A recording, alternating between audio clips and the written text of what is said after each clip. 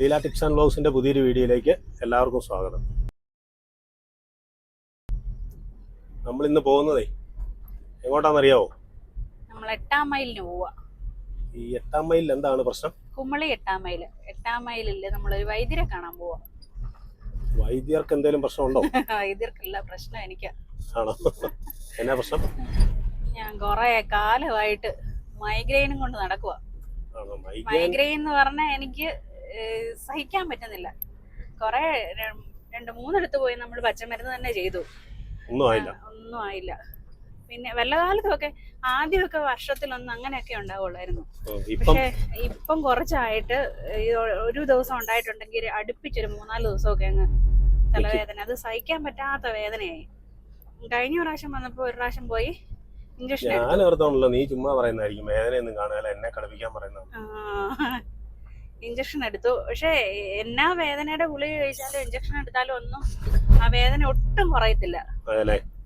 അങ്ങനെ നമ്മള് എന്തോ ഇത് പിന്നെ ഞരമ്പിന്റെ എന്തോ പ്രശ്നമൊക്കെ ആയിരിക്കും. മൈഗ്രെയിൻ വന്നാലേ അതിനൊരു പരിധിയുണ്ട്. ചിലർക്കാണെങ്കിൽ രാവിലെ ആയിരിക്കും തുടങ്ങുന്നത്. അന്നേരം ഒരു 10 മണി ഉച്ചയൊക്കെ ആകുമ്പോഴത്തേന് അങ്ങ് കുറയും. ചിലർക്ക് ഒരു 11 മണിക്കാ തുടങ്ങുന്നെങ്കിൽ ചിലപ്പം അതിനനുസരിച്ച് കുറെ നേരം. ഇതിനങ്ങനെ പ്രത്യേകിച്ച് സമയമൊന്നുമില്ല. എനിക്ക് അങ്ങനെ ഒരു കറക്റ്റ് സമയത്തേ അല്ല വരുന്നത്. എനിക്ക് പണ്ട് ഉണ്ടായിട്ടുണ്ട്. എനിക്ക് ഉണ്ടാകുന്നത് മിക്കവാറും രാവിലെ ആയിരിക്കും. എങ്ങനെയുണ്ട് ഈ സ്ഥലം? എങ്ങനെയുണ്ട്? ഇഷ്ടപ്പെട്ടോ? കാപ്പിത്തോട്ടം. ഇത് വലത്തെ സൈഡ് മുഴുവൻ കാപ്പിയാ. കാപ്പി ഉണ്ടോ? നോക്കുന്നുണ്ടോ? എന്തേരം കാപ്പിത്തോട്ടം. ഇത് കമ്പംമെട്ടിന്റെ അടുത്തുള്ള ഒരു സ്ഥലമാണ്. ഫുള്ള് കാപ്പിത്തോട്ടോ. നമ്മൾ ഇന്നാളി ഇതിന്റെ താഴ്വശത്ത് ഒരു വീട്ടിൽ പോയിട്ടുണ്ട്. നല്ല ഭംഗി അവിടെ കാണാൻ. ഒരു പ്രാവശ്യം കൂടെ പോണം നമുക്ക് അവിടെ. നല്ല കണ്ടവും പഴയ ഈ സിനിമയൊക്കെ കാണുന്ന പോലെ അവിടെ കാണുമ്പോ നല്ല രസമാണ്. കുളത്തിൽ ഇഷ്ടംപോലെ മീനൊക്കെ, വലിയൊരു കുളം നിറച്ച് പൂക്കള്. ഈ വഴി അങ്ങോട്ട് പോകണം. ഈ വഴി അല്ലേ? ഒരു ദിവസം കൂടി പോണം അവിടെ. ഇവിടെ കുഴപ്പമില്ല, നല്ല രസമാട്ടോ. 2 സൈഡും കണ്ടോ ഇഷ്ടം പോലെ. ഈ സ്ഥലത്തിനൊരു പേരുണ്ട്, കുഞ്ഞിയുടെ കൂട്ടുകാരൊക്കെ ഉള്ള സ്ഥലമാണ്. എന്നാ കുഞ്ഞി അതിന്റെ പേര്? മൂങ്കിപ്പള്ളം. മൂങ്കിപ്പള്ളം. ഫുള്ള് കണ്ടവാ. ഈ പോകുന്ന വഴിക്കുള്ള ഒരു വീടാണ്, നല്ലൊരു വീടാണ്. അതല്ല, ആ വീടിന്റെ ഫ്രണ്ടിൽ കണ്ടോ ഒരു സൈസ് ചെടി കണ്ടോ? നല്ല രസമല്ലേ കാണാൻ? അതിന്റെ പൂ കണ്ടോ? പ്ലാസ്റ്റിക് പൂ പോലെ ഇരിക്കുന്നു. നല്ല തീ കളറല്ലേ?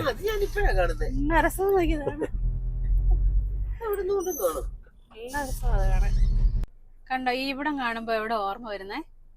ഇവിടം കാണുമ്പം മൂന്നാർ. എനിക്ക് കട്ടപ്പന വീടിന്റെ അവിടെ ഒക്കെ ഓർമ്മ വരും. അത് കൊള്ളാം.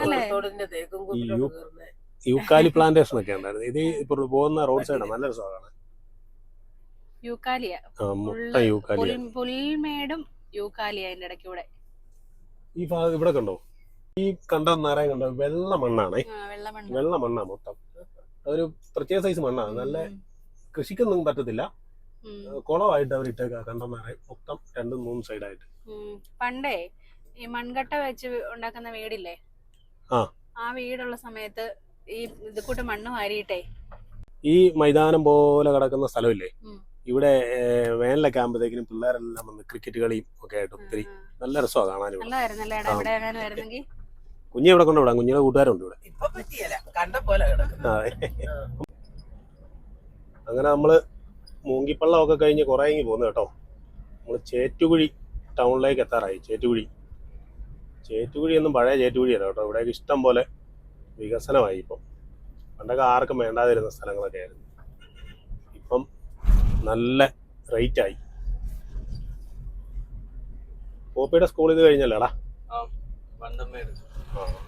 വണ്ടമ്മേടൊക്കെ ഏലക്കായുടെ മെയിൻ കേന്ദ്രമാണ്. എപ്പോഴും നല്ല തണുപ്പുള്ള സ്ഥലങ്ങളാണ് വണ്ടമ്മേട്, ചേറ്റുകുഴി, ആമയാറ്. നമുക്ക് ഈ പോകുന്ന മെയിൻ റോഡിൽ നിന്ന് എപ്പോഴും ലെഫ്റ്റിലേക്ക് പോകുന്ന വഴിക്കെല്ലാം ഷോർട്ട് കട്ട് ഉണ്ട് കേട്ടോ. നമുക്കൊരു കാര്യം ചെയ്യാം, നമുക്ക് ഇവിടുന്ന് ഷോർട്ട് കട്ട് പോകണോ നേരെ പോകണോ? നേരെ പോയാൽ മതിയോ?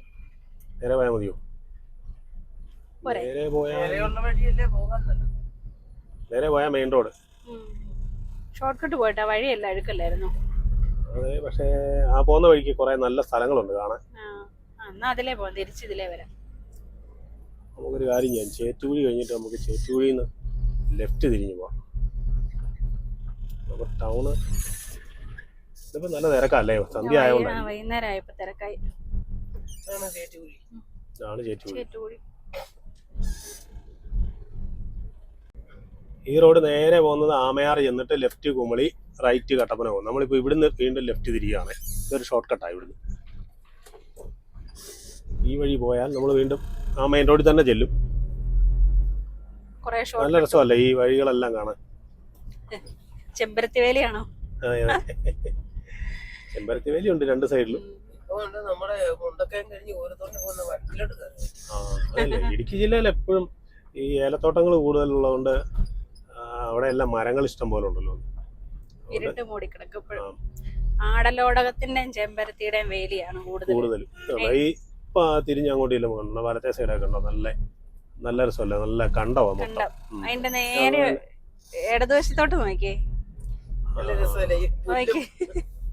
അടിപൊളിയല്ലേ. നല്ലൊരു വീടും നല്ല സീനറിയാ വീട്ടിൽ നിന്നാലേ. ഫ്രണ്ടില് രാവിലെ കണ്ടമൊക്കെ അല്ലേ, ഇഷ്ടംപോലെ കൃഷി സ്ഥലമായിട്ട്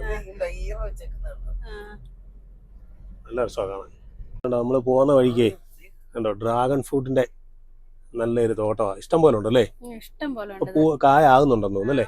അതെല്ലാം കായ. അതെ അതെ, നല്ല രസമുണ്ട്. അതെ അതെ അതെ. അങ്ങനെ നമ്മള് ആ ഷോർട്ട് കട്ട് എല്ലാം മാറി അവിടുന്ന് വന്ന് നമ്മള് വീണ്ടും ആ മെയിൻ റോഡിൽ വന്ന് കയറി കേട്ടോ. ഇതാണ് പുറ്റടി എന്ന് പറയുന്ന സ്ഥലം. ഇവിടെയൊക്കെ സ്പൈസസിന്റെ മെയിൻ ഒരു സ്പൈസസ് പാർക്കും ഒക്കെ ഉള്ളതാണ് പുറ്റടി. ഇത് കഴിഞ്ഞിട്ട് വീണ്ടും നമ്മൾ അണക്കര 8 മൈല്. ഈ അണക്കര 8 മൈൽ എന്നൊക്കെ പറയുമ്പോഴേക്കും നമ്മൾ ഓർക്കും കേട്ടോ രണ്ട് സ്ഥലമാണ്. ഇതെല്ലാം ഒറ്റ സ്ഥലമാണ്, ശകലം ദൂരമുള്ളൂ. നേരെ പോയായിരുന്നേ നമ്മൾ മെയിൻ റോഡ് ആമയാർ ചെന്നാണ് കേട്ടോ. ഇനിയിപ്പോ വീണ്ടും നമ്മൾ ലെഫ്റ്റ് തിരിഞ്ഞു, അവിടുന്ന് ലെഫ്റ്റ് തിരിഞ്ഞ് ഇതും ഒരു ഷോർട്ട് കട്ടാണ്. ഇത് നമ്മള് നേരെ നമ്മള് പിന്നെ അണക്കര എന്ന് പറയുന്ന സ്ഥലമില്ല, അണക്കര. ഈ അണക്കര ഒരു ധ്യാന കേന്ദ്രമൊക്കെ ഉണ്ട്. അണക്കര ഒരു പള്ളിയൊക്കെ അതന്നെ പ്രശസ്തമായ ഒരു പള്ളിയൊക്കെയാ. ഇത് അങ്ങോട്ടാ ഈ വഴി ചെല്ലുന്നത്. അല്ലല്ല, അതിലെ പോയാല് മെയിൻ റോഡ് വഴി അങ്ങ് പോകത്തുള്ളൂ. ഇത് നമ്മള് പള്ളിയുടെ വാതിൽ കൂടെ തന്നെയാ ചെല്ലുന്നത്. നല്ല രസമാണ് ഈ റോഡ്. ഇവിടെ അതെ കേട്ടോ, രണ്ട് സൈഡും റോഡിന്റെ ഈ വേലി കാണത്തില്ലെന്നുള്ളൂ, രണ്ട് സൈഡും മൊത്തം കണ്ടോ. ഇവിടെ കൂടുതലായിട്ട് റിംഗ് ഉണ്ടാക്കുന്ന സ്ഥലം അല്ലേ, റിംഗും അതുണ്ട്.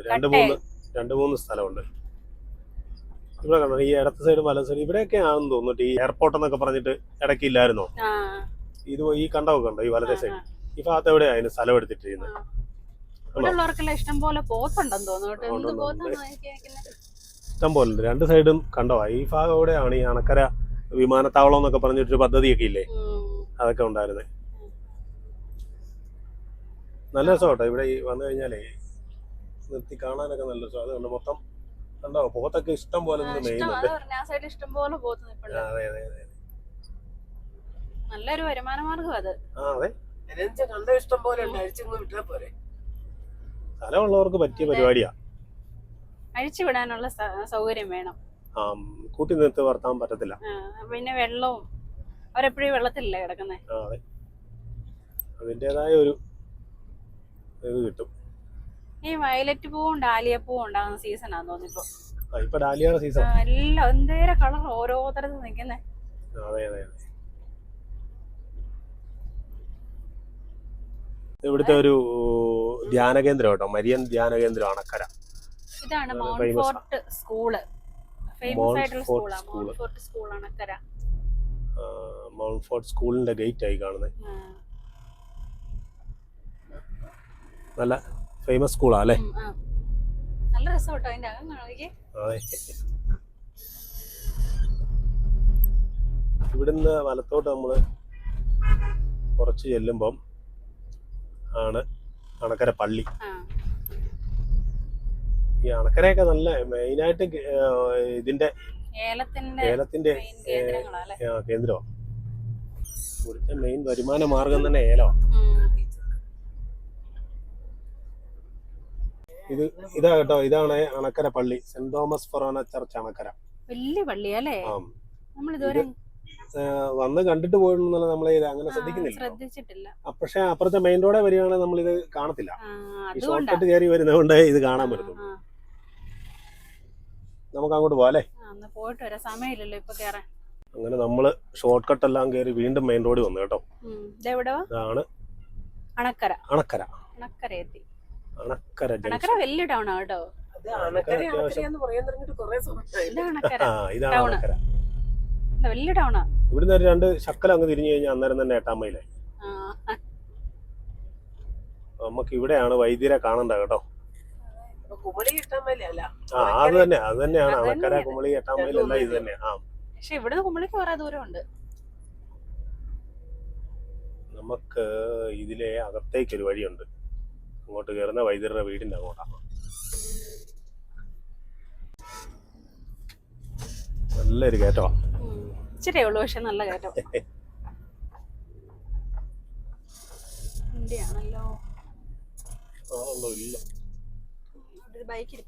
എന്നാ പറ്റി?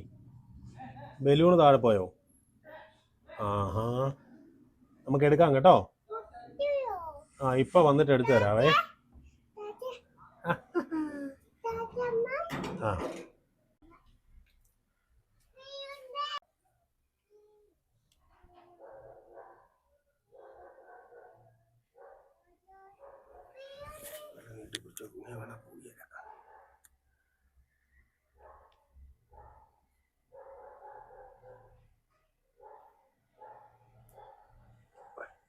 ഞങ്ങള് വരുന്നതേ ഈ കമ്പമട്ടിനടുത്തുനിന്നാണ് വരുന്നത്. അപ്പം ഇത് ശരിക്കും പറഞ്ഞു കഴിഞ്ഞാൽ ഒരു വളരെ പഴക്കം ഉണ്ടായിരുന്നു. അപ്പൊ നമ്മളിപ്പം ഇത് 3-ാമത്തെ പ്രാവശ്യം വരുന്നത്. നമ്മുടെ ഒരു സുഹൃത്ത് പറഞ്ഞു വിട്ടിട്ടാ വന്നത്. വൈദ്യരുടെ പേരെങ്ങനെയായിരുന്നു പറഞ്ഞത്? എന്റെ പേര് ചന്ദ്രൻ. ചന്ദ്രൻ.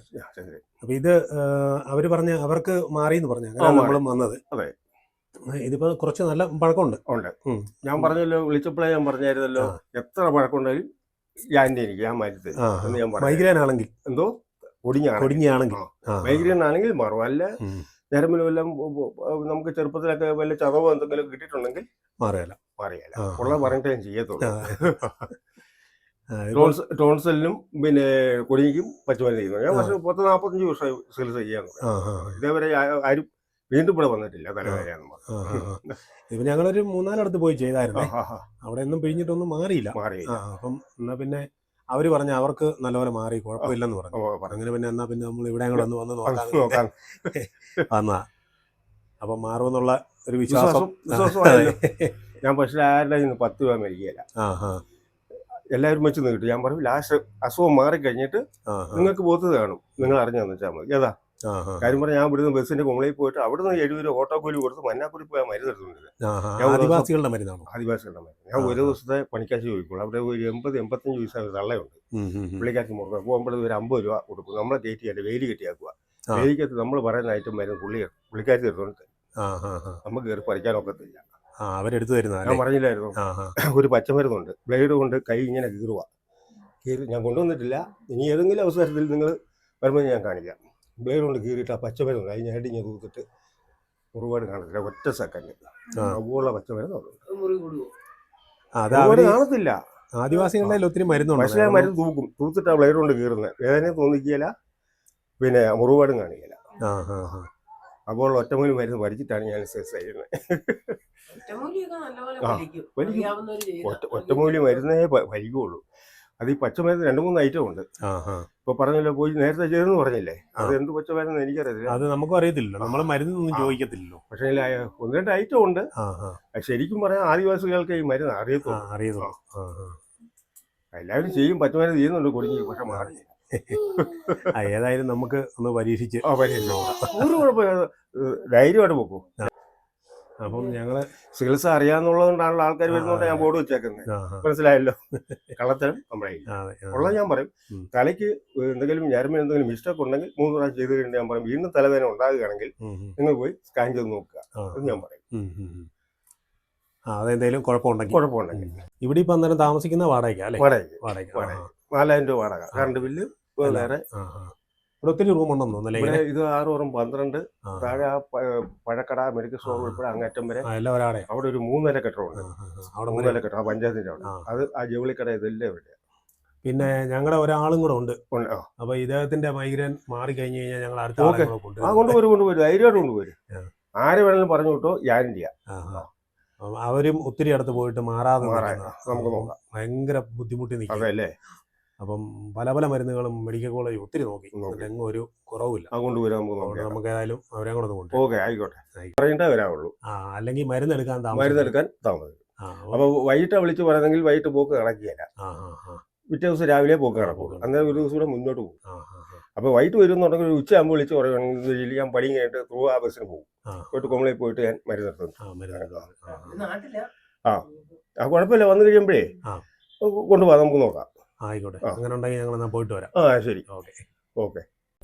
വൈദ്യരുടെ വീടിന് അങ്ങോട്ട് കയറുന്നതേ ഈ അഭിലാഷ് ഡിസൈൻ സ്റ്റുഡിയോ എന്ന് പറഞ്ഞിട്ടൊരു കടയുണ്ട് ഇവിടെ. ഇതുണ്ട് ഈ ലെഫ്റ്റ് സൈഡിൽ കാണുന്നത്.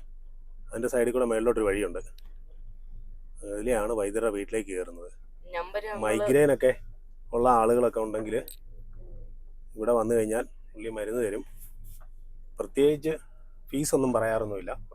മാറിക്കഴിഞ്ഞിട്ട് ഒരു 3 ദിവസം 4 ദിവസമൊക്കെ പിഴിഞ്ഞ് കഴിഞ്ഞിട്ട് 3 നേരമാണ് പറയുന്നത്. 3 നേരം പിഴിഞ്ഞ് കഴിഞ്ഞിട്ട് പൈസ കൊടുത്താൽ മതി. നേരത്തെ വിളിച്ച് പറഞ്ഞിട്ട് വരുവാണെങ്കിൽ മരുന്നെല്ലാം റെഡിയാക്കി വെക്കും. അപ്പം വൈദ്യരുടെ നമ്പർ ഞാൻ കുറച്ച് ദിവസം കഴിഞ്ഞിട്ട് പറയാം കേട്ടോ. അത് കുഴപ്പമില്ല. എന്തായാലും ഒത്തിരി പേർക്ക് മാറിയെന്നാണ് പറഞ്ഞത്. അപ്പോൾ നമുക്കൊരു കാര്യം ചെയ്യാം, നമ്പർ നമുക്ക് ഡിസ്ക്രിപ്ഷനിൽ കൊടുത്തേക്കാം അല്ലേ? വീഡിയോയിലും കൊടുത്തേക്കാം. ആരെങ്കിലും ഇവിടെ അടുത്തുള്ളവരോ ഒക്കെ ഉണ്ടെന്നുണ്ടെങ്കിൽ, അവരൊക്കെ മാറാത്തവരൊക്കെ ഉണ്ടെങ്കിൽ ഒന്ന് നോക്കട്ടെ, മാറുന്നവരൊക്കെ മാറട്ടെ. ഇതിന്റെ ഒരു ബുദ്ധിമുട്ട് എല്ലാവർക്കും ഉള്ളതല്ലേ. ദൈവമേ, അത് അനുഭവിക്കുന്നവർക്ക് മാത്രമേ അറിയത്തുള്ളൂ. അതെ.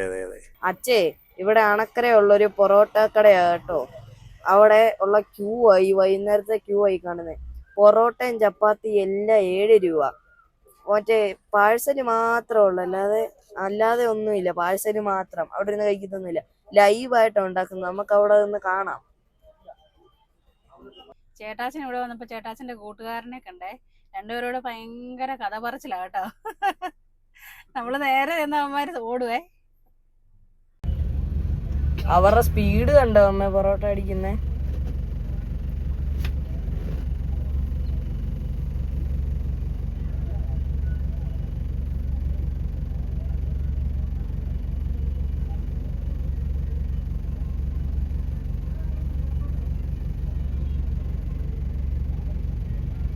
നമ്മൾ പൊറോട്ടയൊക്കെ വാങ്ങിച്ചുകൊണ്ടുവന്നു. ചൂട് പൊറോട്ടയായിരുന്നു. ഇപ്പൊ കറിയൊന്നും വാങ്ങിച്ചില്ലായിരുന്നു. അപ്പം നമുക്ക് പൊറോട്ടയ്ക്ക് കൂട്ടാനായിട്ടൊരു മുട്ട കുറുമ ഉണ്ടാക്കാം. വെജിറ്റബിൾ കുറുമ എന്നാ വായി വന്നത്. വെജിറ്റബിൾ കുറുമ. അതിനകത്തോട്ട് നമ്മൾ മുട്ടയും കൂടി ഇരുന്നെന്ന് മാത്രമേ ഉള്ളൂ.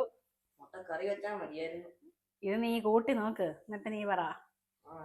നമ്മൾ ഉരുളക്കിഴങ്ങും സവോളയും പച്ചമുളകും ക്യാരറ്റും കൂടെ നന്നായിട്ട് വഴറ്റി വേവിച്ച് വെച്ചിട്ടുണ്ട്. ഇത് നമ്മൾ തേങ്ങയും പെരുംജീരകവും കൂടെ അരച്ചതാ. ഇച്ചിരി മഞ്ഞപ്പൊടി ഇട്ടു. അതും കൂടെ ഒഴിച്ചു കൊടുക്കാം. നമുക്കൊന്ന് ചൂടാക്കി എടുക്കാം. ഇച്ചിരി വെള്ളം കൂടെ ചേർക്കാവേ. കുറുമ.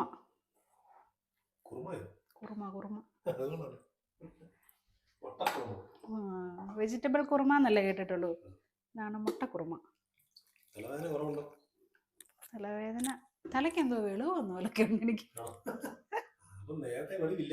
അല്ല, എന്തോ നല്ലൊരു വ്യത്യാസമുണ്ട് കേട്ടോ. തല തണുത്തതിന്റെ ആയിരിക്കും ചിലപ്പോ. ഇച്ചിരി വെള്ളം കൂടെ ചേർക്കാം. എനിക്ക് ഞാനൊന്ന് സെറ്റാക്കട്ടെ. കുഞ്ഞേ, അച്ചമ്മച്ചയെ വിളിച്ചോണ്ട് പോവാ. നമ്മുടെ കറിയെല്ലാം റെഡിയായി.